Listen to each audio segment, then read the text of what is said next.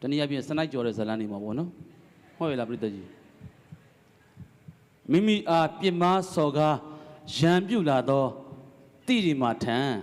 ဥတ္တရာဥပတကမဖြန့်ကျက်ဝင်စား၍ထားရသောမေတ္တာအပနာဇံသည်မြည်သည့်ကမ္မထံအမျိုးအစားဖြစ်ပါသည်။သမီးမိကိုမြင်ရလားသမီးမြင်ရပါဗျာသမီးဒီညမှာရက်နေမယ်ဆိုလို့ရှိရင်ဘုံခွင့်ပြုမယ်အပိုစုငွေတွေအားလုံးရမယ်360လဲရမယ်300နီးပါပေါ့နော်400နီးပါ900နီးပါရကဲသမီးဆက်ဖြေလို့ရှိရင်ခဏကအားလုံးစုပြီးတော့ချတဲ့စုပေါင်းစုချတဲ့ငွေတွေရောအဲ့ဒီငွေတွေမှာအမောင့်လုံနေပြီဆိုလို့ရှိရင်ကမ္ဘောဇာမန်အုပ်စုတီထောင်သူနိုင်ကကြီးဦးအောင်ကိုဝင်းနဲ့ဇနီးက1000ပြည့်အောင်စုချရှမ်းပြည်နယ်ကိုစားပြုဆိုတော့ကကြီးကစပယ်ရှယ်ကိုအားပေးနေတယ်နော်သမီးဆက်ဖြေမလားရက်နေမလားဆက်ဖြေပါမယ်ဗျာ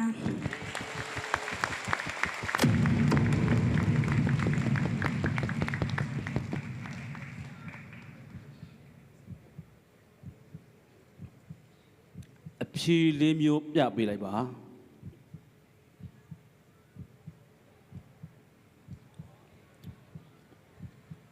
A မေတ္တာဘာဝနာ B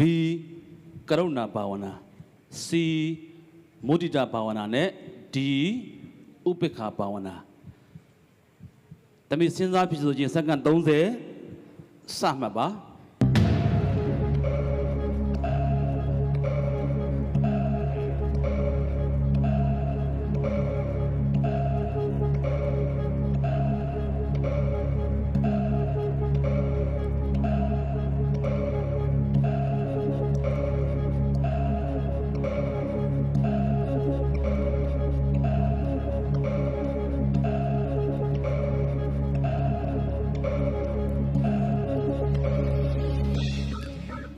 မေတ္တာဘာဝနာပါဗျာ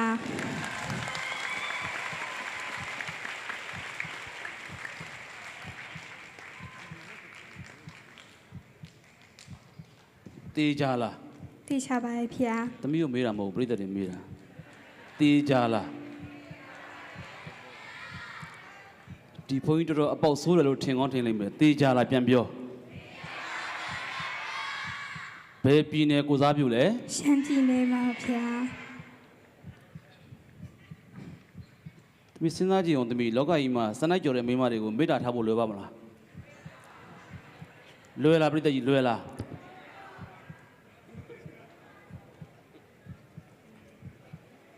ရှင်းရလိုက်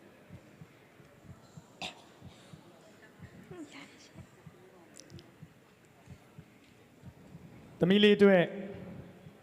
ဆရာတော်အရှင်အိန္ဒဝန္တမယန်းကုန်း